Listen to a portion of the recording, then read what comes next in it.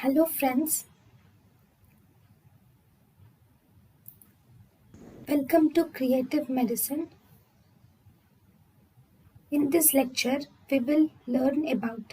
Friends, let us now learn some important points about ameloblastoma. Remember, this ameloblastoma arises from the osteoclasts, especially that is the enamel forming cells.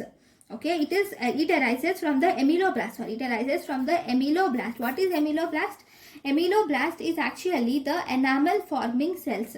So this ameloblastoma is mainly seen in the mandible. It is mainly seen in the mandible, especially it is seen in the opposite to the molar teeth. It is seen in the mandible, especially opposite to the molar teeth. It is actually a cystic benign lesion which is seen in the mandible, where this can cause expansion of the outer and inner table of the mandible. And the expansion of outer table, if this is the whole mandible bone, this is the outer table, this is the inner table. Expansion of outer table is more when compared to the inner table. Then there will be cystic degeneration. This cystic degeneration will result in eggshell crackling, and this will also show a honeycomb pattern is seen on X-ray because of the multiple cystic locules which are seen in the tumor.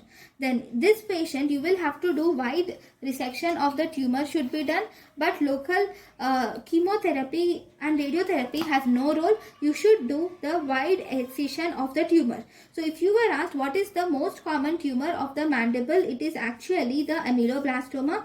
But if you were asked what is the most common tumor of the jaw, it is actually squamous cell carcinoma.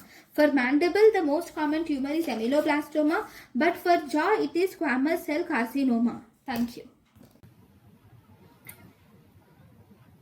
Thank you and thank you for watching.